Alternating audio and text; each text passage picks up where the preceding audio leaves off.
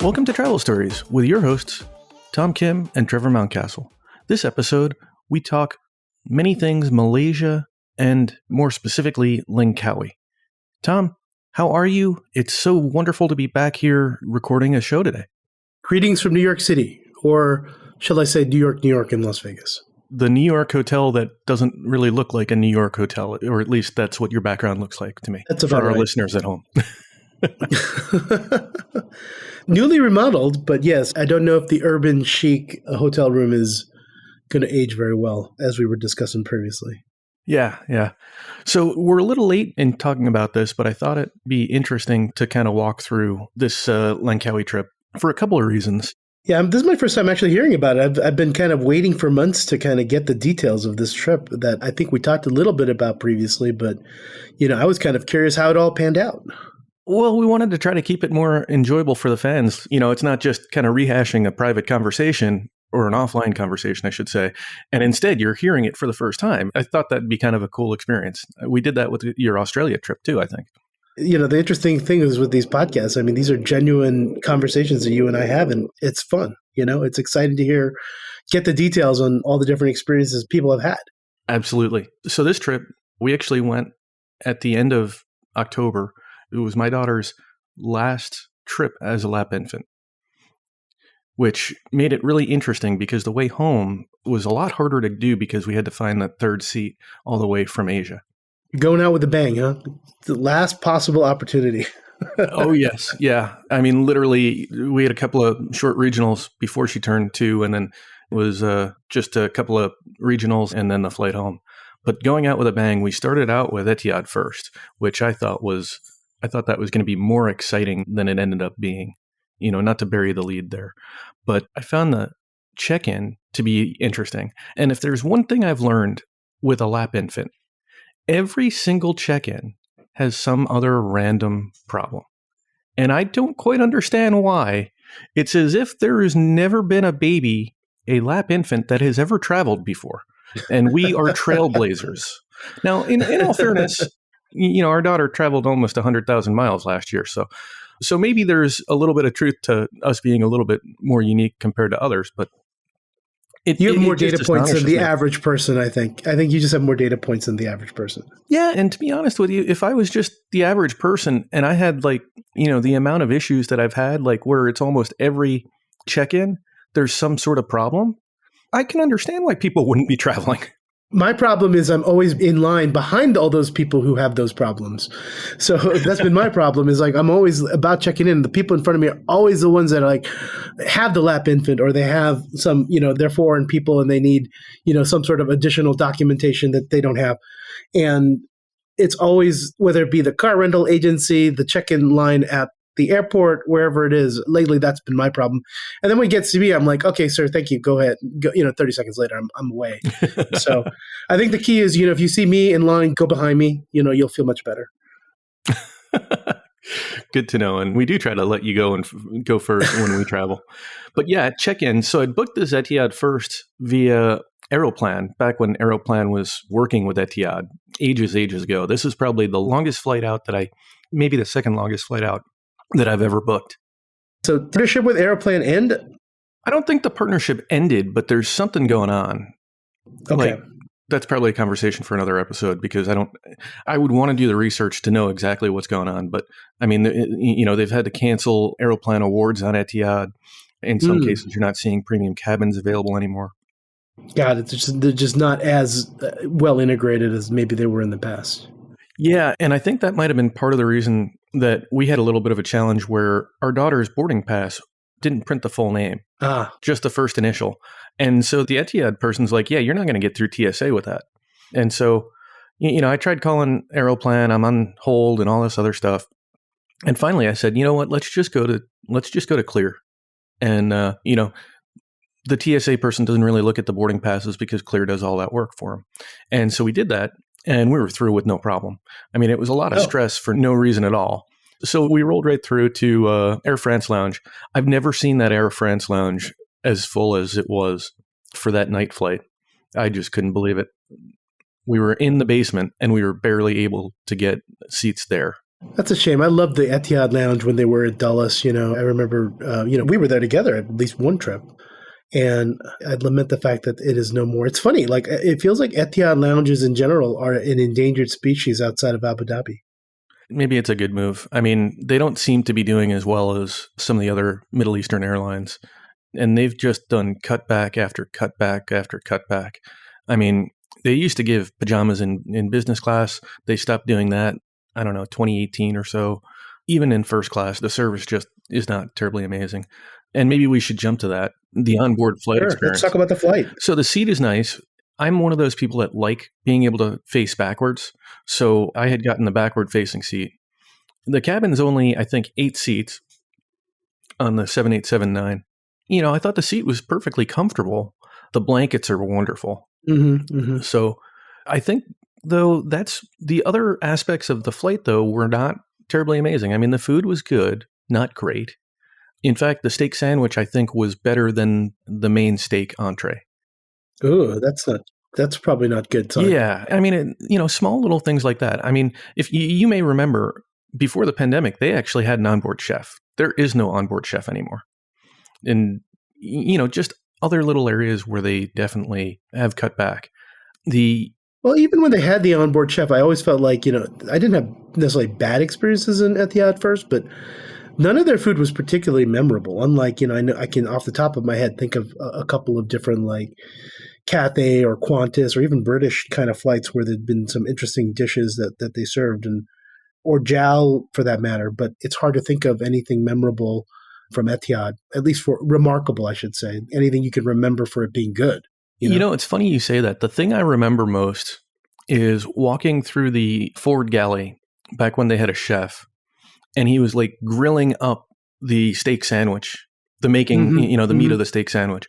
It looked cool, but like the quality of the meat just wasn't there, and it ended up being really tough. Yeah, exactly. I guess I just like the memory of seeing how they were actually doing some level of cooking, on the plane seemed more memorable to me than, the quality of the food or anything else. The actual food product. Yeah. Yeah.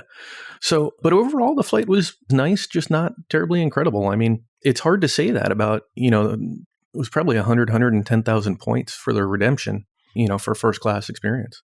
I mean, I think we had a little bit more attention than business class, but not really notably more. That's surprising. Usually, Etihad, especially, we've done 787 Etihad together, in fact, and I probably did it once or twice outside of that.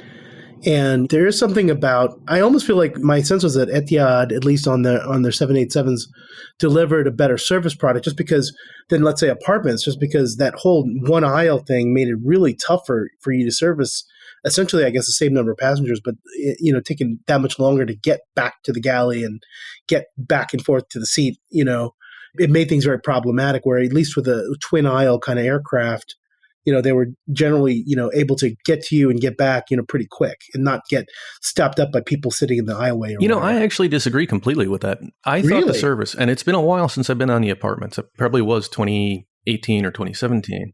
Well, it's definitely pre-pandemic. Yeah. I haven't been since then. Yeah, but the apartments I felt like were always fantastic from a service perspective. However, I always found it to be, you needed to be assertive because there's just too much going on between people taking showers and wanting, meals right before they're about to land. And especially in that last 2-hour period of time, it's hard to get somebody to remember to do what you've requested them to do. Well, let me ask you. Because they've got like 10 other people doing the same thing. Let me ask you this question. Was the residence filled or not? I don't recall, actually. I don't remember. I think the answer is no, because the butler, I think, was assisting with service.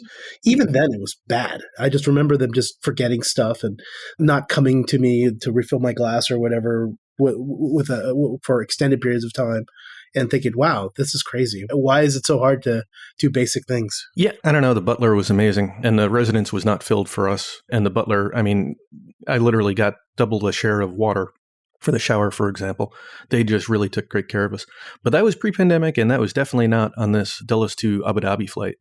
That actually was our last first class experience that we may have on Etihad, quite simply. I mean, we'll do it. They're getting rid of it, right? It's no longer on the schedule, right? It's been downgraded to business for Dulles to Abu Dhabi now? Yeah, I just don't know when that starts. Okay. I think later in the year. But yeah, I mean, that tells you a lot. Later in I mean, that 2024 I feel probably. like really tells you a lot about the direction Etihad's going. So we landed at what I like to call the Tatooine terminal, which is Terminal 1. The old terminal. It's got that like kind of Tatooine hut look. The domes, right? Isn't it the domes or something that makes it look like Tatooine? Yeah, they kind of look like huts, I think. But okay, huts, domes. yeah. And we were able to just, it's a quick walk to T3 where they actually do have that first class lounge. That was the first time that I've been in the new first class lounge and was pretty happy with it. Was pretty happy with the folks serving. The food was good. We were there for probably a good 4 or 5 hours just because of the time. That's a nice amount of time. That's probably enough to actually get a feel for the lounge. It was. We had enough time to shower. We had enough time to have a nice sit-down meal, pretty reasonable alcohol offerings, champagne, etc. I don't have a photo of what the bottle was, but I do remember trying both the rosé and the Blanc. And they had a nice children's play area in the first class lounge too that our daughter enjoyed. So, all in all, I would say wonderful lounge. I wouldn't say great. I mean, it's not the Lufthansa first class terminal. It's drink. Wait, or did we retire that? That was retired at the end of last year. That was retired in 2023. Yeah, but I'd put it, kind of on par with Emirates first class lounge. Maybe the food wasn't as good as the Emirates first class lounge, but, plenty of nice space. Didn't feel like we were on top of other people or any of that stuff. So I thought that was very good. And then we had our business class flight, Abu Dhabi to Kuala Lumpur. We pretty much went in with low expectations and come to find that they give our daughter this Warner Brothers, Looney Tunes sort of amenity kit. We didn't get anything for her on the first class flight, but on the business class flight, she gets something. So we were sort of... But it's pretty cool that they've got a kid's amenity kit. That might be one of the first times I'm hearing about it's an actual amenity kit, not just like a doll or a toy or some other activity book or something for the kids, right? It had a blanket. It had a nice little bag. I don't see it right within arm's reach right now, but I think it might have had like a toothbrush or something else too. So I mean, I call it more amenity than just, a stuffed animal. Air France did something like that too. You're talking about kind of having like lowered expectations for Etihad, though. It's probably a pretty apt or wise thing to do at this point, just because, Etihad is still a little bit of a shadow of their former selves. And I think, you should probably kind of caveat, if you're planning on a trip with them, that, there might be some tarnish or not all the polish maybe sparkling on every aspect of their service. Yeah, no, I couldn't agree more. In fact, you mentioned the child amenity kit being a surprise to you. They used to actually have flight attendants in the economy cabin that were like nannies that could do some things. Mm-hmm. Mm-hmm. I assume that that's no longer the case. But I mean, Etihad used to be a whole lot more Emirates-like, I'll say, and now they're approaching, I don't know, Ryanair-like. Maybe not. Maybe that's a little bit extreme. Well, that might be a little severe, but I think for years it felt like they were operating as a money is no object business plan. Yeah. Between investing in all the like worst airlines in Europe, like Alitalia and Air Serbia and like all these kind of like, I guess basket case airlines to try to, create some sort of an alliance. They were just lighting money on fire, I think. It seemed like, and for us as a customer, that was great. I think, it showed in kind of the in-flight service and the dining. And I have to, again, I kind of have nostalgia for the Etihad of 10 years ago, when I first flew them, where it was just amazing. It was amazing. It was my first time on a Middle East. They were my first Middle East carrier that I ever flew first class on. And it was my first time flying them was just stellar. Everything about it was amazing. And now that I hear about with you and just some of the other more recent data points and just even my own experiences in the last few years, it just does seem like they continue to kind of on this downward trajectory, and hopefully they can turn it back around. But I mean, unfortunately for now, it's going to be a little bit less, sparkly, shiny and new and good as maybe, they were in the past. Yeah. And I do wonder if that new midfield terminal is going to help them with a resurgence now that it's open. But yeah, overall, low expectations. So low. You can get a good look at that terminal if you ever watch Mission Impossible with Dead Reckoning, right? Oh, yeah. That's like about 30 minutes of that movie is in that terminal. Yeah, that was a cool set of scenes, I thought, in Mission Impossible. It really made me hope that we were going to get to go through that new terminal because it did open on the way back, which I'll talk about, a little later. Okay, cool. Well, tell me about Kuala Lumpur, our good old KL, as some like to say. Yeah. So landing, we had to do a remote gate. Their aero train had some sort of problem earlier this year or last year, and it's supposed to be kaputs for 3 years. So a lot of... Sounds like O'Hare. Did they buy the same train system that O'Hare has? I don't know, but I wouldn't be surprised. We returned back to the Grand Hyatt in Kuala Lumpur. It's over about a 5-10 minute walk from the Petronas Towers. We had almost the same suite that we had, I don't know, our first time in Kuala Lumpur, which was probably like 5 to 8 years ago. The hotel seems very much the same. Lounge was nice. Room was very comfortable. We actually extended our stay. We were originally going to do 2 nights, and then we were going to hop down to Singapore for a night, as we talked about on the Travel Banter episode, and then go to Langkawi. We ended up saying, let's just, hang out here for the full 3 nights. And it ended up just being a whole lot more comfortable. We were able to swim every day. The pool was nice. Our daughter loved that. I mean, I think we swam every single day of that trip. Was that a game time decision? Is that you just kind of said, I don't feel like transiting Singapore on my way back to Malaysia to go to Malaysia?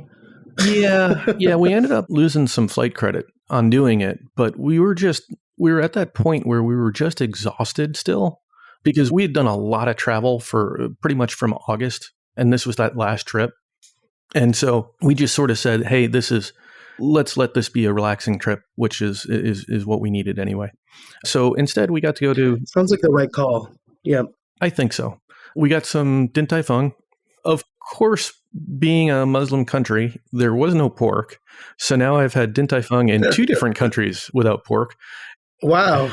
What's the next one? Would that be like Indonesia maybe or something? Or well, I do wonder actually. Do they have Din Tai Fung? Do they have Din Tai Fung, and do they prohibit pork? Is a good question. Gonna have to go back and research that one. And then really the only other thing other than kind of walking around the malls there's a mall over under the Petronas Tower, was an aquarium under the convention center. And we thought that was fun. They had this we haven't been doing aquariums yet. This was our first with our daughter. So it was new for us. And they had this one little area where you were on this kind of moving walkway through a tube where you were essentially, the aquarium was on 3 sides, right? So you got to see fish, swimming over you, swimming. Got it. You were surrounded by the large tank. Exactly. We enjoyed that. Our daughter was just so excited to see the manta rays and some of the other fish. But other than that, we didn't do a ton in Kuala Lumpur. Well, I want to circle back and just say, I don't hardly go to the mall very much here in the U.S., but, malls in Asia are not to be missed in a way. And not really for the shopping for me. For me, it's a combination of 2 things. Number one, I kind of like going to a supermarket when I'm in another country. Believe it or not, most malls in Asia have some kind of a supermarket you can go in. I think it's just a great place to buy, like some candies and some other snacks and things that, are great souvenirs, right? Or stuff to bring back for people. And then it's also just interesting to see what they have to offer. And then in addition, their food courts are not, it's not Panda Express and, Auntie Annie's and, the cheesesteak place. It's usually some of their best street food purveyors. And it's someplace where you can actually get a very decent, authentic meal with many different examples of the food and culture of the country you're in. That's so true. So I would just, for our listeners, don't overlook them all. I would say when you're in a big Asian metropolis kind of place, because I think it might at least be worth an afternoon or lunch kind of stroll. It's also can beat the heat too, because, some of those places can be pretty hot. Exactly. Yeah. I mean, the food, and the smells of all the different food is always something that we enjoy. And most malls, like you said, have AC, and most of them are over a metro or a mass transit, which helps as well. Back to the Trevor channel. I know it's a lot of talking when one of us does a trip, like this. So Langkawi, we did quick hop on Malaysian Airlines. Interestingly, in their lounge, they didn't have any alcohol. I don't know if it was because it was a morning flight, but they did do custom, made to order fried rice. So something nice in the lounge. Makes me hungry. I haven't had lunch yet.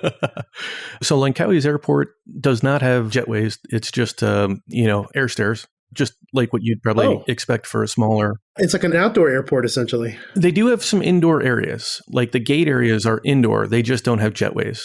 No jet bridges. No jet bridges. Yeah, yeah. So it worked out really well. We had to check our bags, unfortunately, on that flight. I don't think we paid because of my exec plat status, but it did take a while for the bags to make it through. That's the worst. I always hate having to wait for bags. I'm always, not always, but unfortunately, too often it's like my bag's like the last one off. And that's what it feels like every time I check a bag, which is why I don't like to check a bag. We started out at the St. Regis, Langkawi. This hotel is known for amazing rooms, and it did not disappoint despite not having one of the dedicated pool rooms where like you have your own pool. The room was great. They upgraded us to a St. Regis suite. I think that's when the property started going a little bit downhill. Beautiful, beautiful property, but the pool itself, for everybody else, is not very big. And for some reason, and I didn't do the research, all the pools that we saw in Langkawi were all built up. So I don't know if the bedrock is really strong there or the volcanic rock, but essentially instead of, how like you build in-ground pools, most of these pools, you had to go up steps to be able to get into the pool. Oh, I mean, they were all above ground. Yeah. Like they weren't dug into the ground. Okay, yeah. I mean, they were, permanent, obviously. They were just not sunk. Right. They weren't sunk down into the ground, which I thought was an interesting thing. I assume it's got to do something with the type of... the kind of soil or stone. Mm-hmm. And then the beach was pretty weird. Was it? Okay. So it's right on a sea lane. So you've got boat traffic going back and forth, which for me wasn't very relaxing. And it really reminded me of the Grand Hyatt Bali from a beach perspective, because like the tide really goes out to the point where, it probably goes out a couple 100 feet. I was talking to somebody about it. There's like almost a rug feeling of that beach area. Like it's almost as if where the water was, there was like a rug, underneath it that they just kind of piled the sand on. I don't really quite understand it. It just felt like a really different feel. I mean, it's a good point, because if you're really a beach person, you do have to do a little bit of research, because, I would say I would agree with you in places like Bali and actually lots of Southeast Asia for that matter. They're nice beaches, and don't get me wrong, you could probably still enjoy it and have a great time. But if you're looking for that prototypical tropical white sand relaxing beach with a palm tree, that's not always what you're going to get, right, at every resort. So true. To finish up St. Regis, breakfast was wonderful. We ended up eating dinner at the restaurant. That was really good as well. And the traditional St. Regis sabering, they sabered Tattinger, which was wonderful. And they actually ended up bringing out to make sure everybody had a full glass versus just, trying to do just a taste, which some other properties do. But we were only there for one night. And, overall, overall, I think it was a well-used Marriott cert. Well-used Marriott cert, decent. But not the best pool, not the best beach, is what I heard. Yeah. Yeah, I think that's probably the best way to characterize it. I think this next thing is what I'm really looking forward to, because, I think you splurged a little bit, didn't you? You're staying at the Four Seasons, if I'm not mistaken? Yeah. And this is where we caught up with our mutual friend, Jeff, and his family. Jeff was on, I think it was episode 8, the Epic Guys Trip. And so they had wanted to stay at the Four Seasons, and we were sort of like, well, we really wanted to stay someplace with miles and points, but we finally gave in, booked it through Michael Traeger, who we had on a previous episode over at TravelStories. And even though it was a splurge, I think I would probably consider doing it again. It was more money than It was more than I wanted to spend, more than you want to spend in that type of an environment, but it was definitely worth it. I think, though, that it was probably more worth it because Jeff and his family had gotten an upgrade. And so they had like this beachfront 2-bedroom villa with a pool and stuff. And so I think we had dinner at their villa one night outside, able to swim, able to just, wander right down to the beach for photos. And then I think we probably spent more time at their room than we spent in ours, other than sleeping. just because it was... Sounds like you spent the weekend at a friend's beach villa. It really kind of felt like that. But the breakfast was nice. I think it was, very good. I don't know that I'd say it was the best I've ever had, from a breakfast perspective. They did do a manager's reception the first night we were there, which was nice. Get the chance to chat with the staff, get a few drinks. We did do the spa. Spa was very affordable and was probably one of the best massages I've had. I know you're not a massage fan, but for some of our listeners that might like that, that was a very nice experience. And then they did have a kids club. Probably the only thing I would say about the property is that they're going through this massive renovation. They kind of break up the property with an adult side and a kid side, which I think is helpful, right? They do have an adult only pool, and then they have the family pool. But the adult side, we walked up along the adult side, and some of those villas were having, roofs replaced. I mean, there was heavy renovation going on, and they were moving their way to the family side. So for the next year or two, it might not be the greatest experience, but I think that also could be why the rates are among the lowest for Four Seasons. I think we paid. It's interesting because, it seems like with these like resorts and some of these 5-star type establishments, some of them obviously choose to close the whole place down for a year or two, right? And then some of them do this kind of incremental renovation. I wonder how they decide that, because in a way, it sounds like it degrades from the customer experience, and they have to like lower prices anyway in order to kind of offset the disruption. And on the flip side, you have no money coming in for like a whole year or possibly more while they do these kind of multi-year, multi-million-dollar renovations. So it's interesting because you hear quite a few of these 5-star places that do close down for a good year or two and just kind of just gut the place and start over, Oh, yeah. I mean, I think the Southampton Princess in Bermuda is going through one of those multi-year renovations right now. I feel like the Park Hyatt in Toronto, the one in Chicago, they're both, I think, off of their multi-year renovations, right? Yeah, I think Robert was talking about that Park Hyatt Chicago at some point in the last maybe year or so. Yep.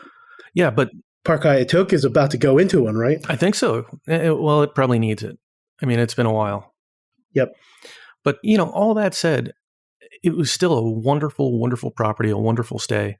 They have a handful of different activities that you can do. One was Jalan Jalan Nature Walk with a naturist. This naturist, I didn't get his name, but he was fantastic. He had been at that property. He was British educated. So, he was older before the independence or the turnover.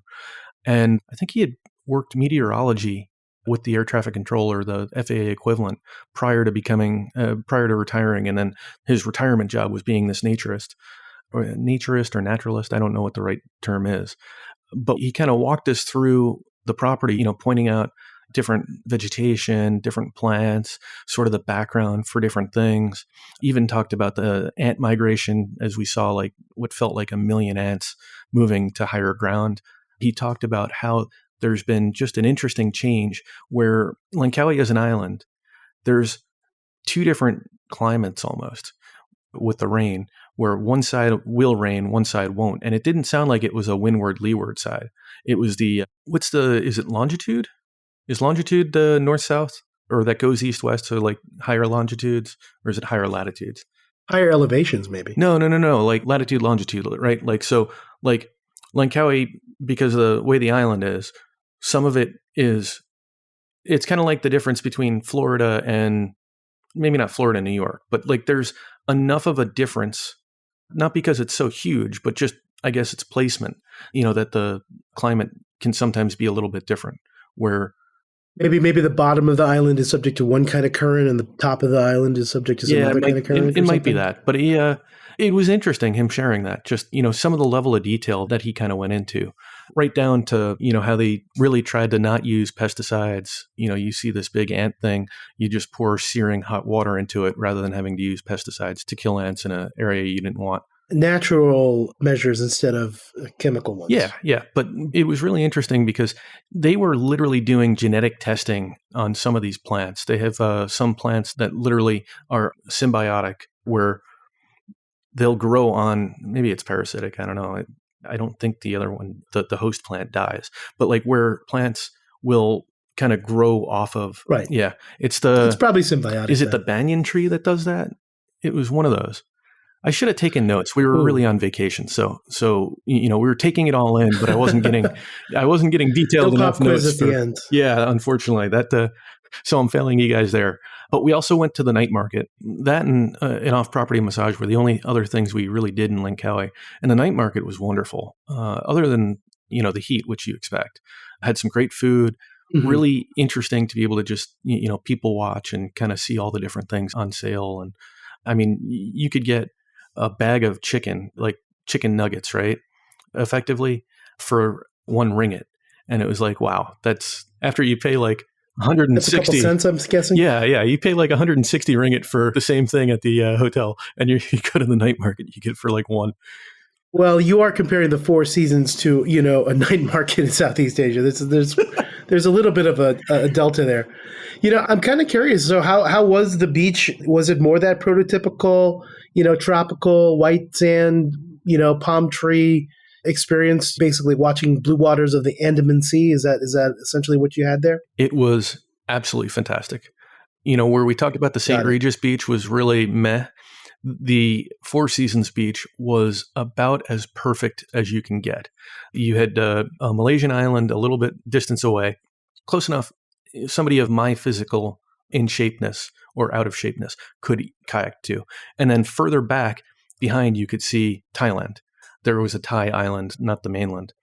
So it's not just this, wide open sea that you can't see anything. You've got a little bit of depth to it, and the sand was wonderful.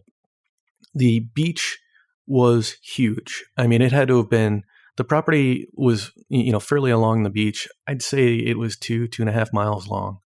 So if you wanted to get a nice walk, you could. There were no touts. It really felt like you had the beach to yourself. Awesome. Sounds wonderful. What did Jeff think about it? Because I know this part of the world is an area where he's been a couple of times. How did he rank it compared to some of the other resorts he's frequented in the Langkawi area? I don't want to put words in his mouth. He seemed to enjoy it. I think he has, so they've been to more Four Seasons, and I think he has some particular expectations. I don't know that all of those were met in this case, but I mean, they do have a special place in their hearts for Langkawi. I think they've been there many, many times. They did actually go hiking, by the way. Did you experience? Unfortunately, then they got caught in a monsoon rain, which was less than amazing for them. But, a lot of hiking, a lot of nature to enjoy there. Got it. So I'm curious, seeing as how, the Four Seasons, I have stayed at a Four Seasons, but I would say it's a pretty infrequent brand for me in general, just because of, the strong points in Miles Focus. I was just curious if you noticed any particular luxuries or amenities that Four Seasons had compared to, let's say, Conrad or St. Regis or Waldorf Astoria or, Ritz-Carlton or any of the other kind of 5-star brands that, we attend to now and again. Were there anything that stood out to you from kind of that luxury amenity perspective? So there was a welcome gift, but I assume that was part of the TravelStories booking. It's going to sound funny, but they did have, I think it was like a full travel-size toothpaste and like some other amenities that they had there, right? No. But hear me out. That is the way to this man's heart. Full-size toothpaste. You say that, but you know how hard it is to find like a brand name? But the fun part about it, though, was my daughter would, because they kept it down at her level, right? So like the bathroom had this kind of island sort of dual sink thing, the sinks with a mirror in the middle, and one sink on one side, one sink on the other. And essentially the little area where the toothpaste was right at her level. She'd pick it up, take it, randomly put it someplace. Every time our room was serviced, they replaced that toothpaste. They put additional toothpaste in there. I mean, I expect that, but like the level of frequency was honestly kind of hilarious. They saw that we wear glasses. And so I had left my regular glasses in the room. They put a nice little Four Seasons glasses cleaner underneath the nicely folded glasses. That is attention to detail. Yeah. Yep. They proactively, we had gone to the room at one point and they use an army. I mean, it was like 3 or 4 people cleaning our room when we walked in. Not walked in. That must be part of the secret sauce. It's just they've got a team. It's a team effort. Well, they do it quicker that way, I think. And and so they do a little bit of coordination. They were like, okay, so is this normally the time you come back? And pretty much after that time, I think we only saw them one more time the entire trip. Like, I don't know if they had somebody kind of, monitoring, to be able to say, hey, the Mount Castles are at breakfast and, the cleaning crew swoops in. But I mean, the efficiency and the lack of friction was really incredible, I thought. Well, I mean, that's what they're known for, right? Is there something particular that Jeff didn't get in that was part of his standard that he relayed to you? Like, was there something that was missing, I think, from his experience? I think room service was a little bit challenging. Room service took a fair bit of time. Oh, okay. That could make you a little bit frustrated. Yeah, yeah. I think they waited. They did room service a couple of times, and I think one of the times it was for their son. They were waiting for 30, 40 minutes. And then when we did dinner at their place, I think we waited for a good 40 minutes to an hour. You know, it's the small things. Come to think of it, the one time I did stay at a Four Seasons, I seemed to think how extraordinary the room service was. And I thought the quality of the food and the way that it was presented I was happy to pay the money. Basically. Where did you stay at the Four Seasons? I was staying for a wedding in San Jose. I think they have Four Seasons there. Oh, cool. And I was just thinking, wow. I remember specifically they had some kind of a lavash, which is kind of like a flatbread or whatever. And I was like, this is the most delicious lavash I've ever had. Which is not that I go to the corner lavash stand everywhere, but Didn't even know that was a thing. We're tired about the Four Seasons. We probably should move on, right? Yeah, I was about to say, we only spent 4 nights there, so can't spend too much time. So a couple of firsts for me. We flew out on Air Asia. First time flying on Air Asia. First time that we bought a seat. Actually, second time we bought a seat for our daughter because she did have that seat on, I think, not Sri Lankan, on Vistara going to Mumbai a few months back. Pre-ordered food, paid for seats on the longer of the 2 flights. Still was fairly inexpensive. Overall, perfectly fine experience. Not amazing, but not the horrific thing that I think, people kind of imply that it can be. And from there, we stayed at the Waldorf Astoria, our first Waldorf, believe it or not, in Bangkok. Really? This is your first Waldorf Astoria? Yeah. So we did that Langkawi via Kuala Lumpur up to Bangkok, and the Waldorf Astoria was FHR. We liked the upgraded room so much that we didn't even we didn't leave the hotel. We went to the pool. We had dinner at the property. The breakfast was as you would expect, just simply fantastic. Lots of great flavors. The breakfast area was on a high floor, so you had a great view. You had a great service. Nothing wrong with that. Nothing wrong with enjoying you're paid for it, right? So why not enjoy a lovely 5-star experience? Yeah, the pool, we ended up ordering some food there because we had the FHR credit. They didn't have pad thai on the menu, believe it or not, but a simple request, they were able to make that happen. So, a lot of nice things about that Waldorf Astoria hotel. They even had toddler-sized robes, which I thought was particularly cute. That's cute. Yep. Did they have any little dolls or animals for your daughter? I don't think so. As I think about it, I don't. Used to be always the brand standard. I thought, well, I'm sorry. That's Conrad. I think that's the Conrad. That's Conrad. I'm sorry. It's in the Hilton family, but I got confused for a second. I apologize. Yeah, no worries. The only thing I'd say is the pool's a little small. It's a rooftop pool. We were overlooking the Grand Hyatt Erewhon. That pool is being renovated right now. I don't know if those spa cottages that are up by that pool are even, bookable. I don't know that I'd want to be in any of those at the Grand Hyatt. We didn't walk over to the hotel. We could just see it from our hotel. So renovations happen in the Southeast Asia, apparently. Apparently, there's a lot of money getting spent. But yeah, overall, nice experience at the Waldorf. We will stay at a Waldorf again. Definitely, I think the care and the quality of the service was wonderful. They even escort you, they escort you to the room, a lot of that nice stuff there. So we flew out the next day. Really, we were literally there for 24 hours, maybe a couple of hours more. And then we flew Bangkok to Abu Dhabi. Let's see. Trying to think of any notes. So Bangkok, I think you've done some lounge hopping in Bangkok, right? I have. I've been to, I think, that Oman lounge, which is like a priority pass lounge. There's a couple of other, I think, airport run lounges there. I've obviously done some of the Royal Thai, First Lounge, which unfortunately I don't think is anymore right now. But I've been to the business class lounge there too. I'm trying to think what other lounges are there that I've been to in Bangkok. So they had a Turkish lounge that I thought was pretty good. And then they had a couple of generic priority pass lounges. Yes. So we ended up. They were so. I think the generic priority passes lounge. I mean, better than sitting in the terminal, I'm guessing, but don't expect anything super luxurious. Yeah, I mean, and I think that's exactly the experience there, other than that Royal Thai First. The funny thing is I feel like the priority pass lounges at Don Muang, the domestic. Did you go to any of those lounges, by the way? The one in the secondary airport in Bangkok? No, we just landed. We just arrived there and then went through customs and then got to the hotel. It was late. And we were. Got it.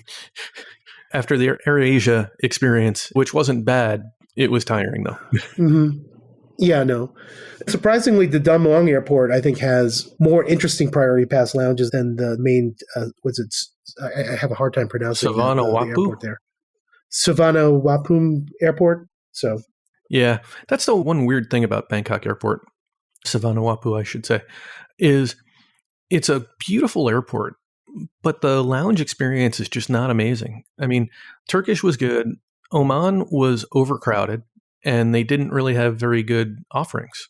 There were a handful of the others. We literally went one to, lounge to lounge to lounge to lounge.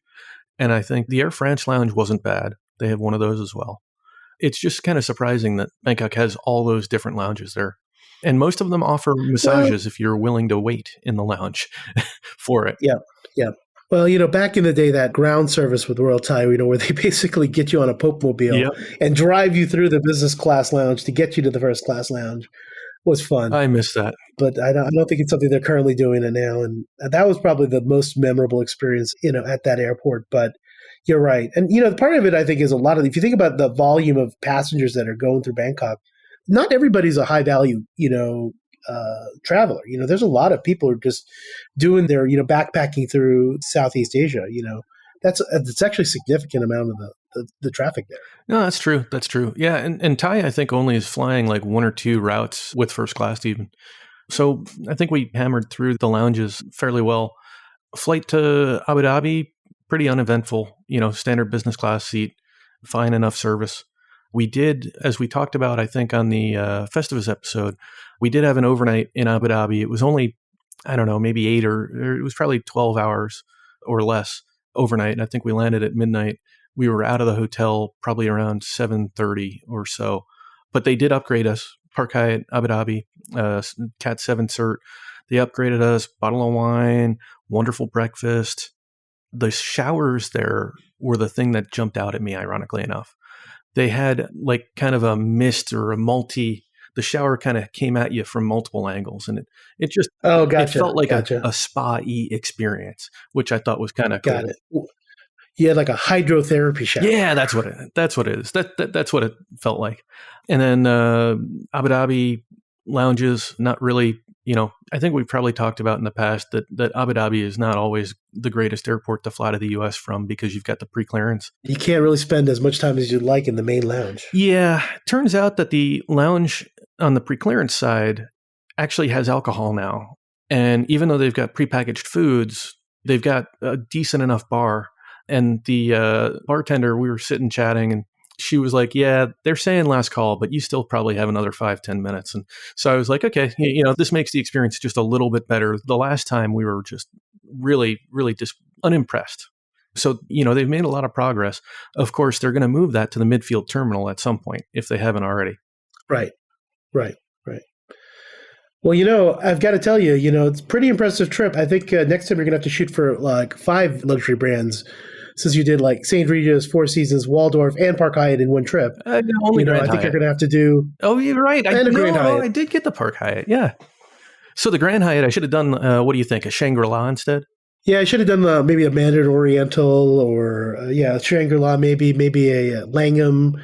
I'm trying to think what else are in that 5-star orbit. I want to do an Amman someday. Oh my! And I'd do an Oberoi again.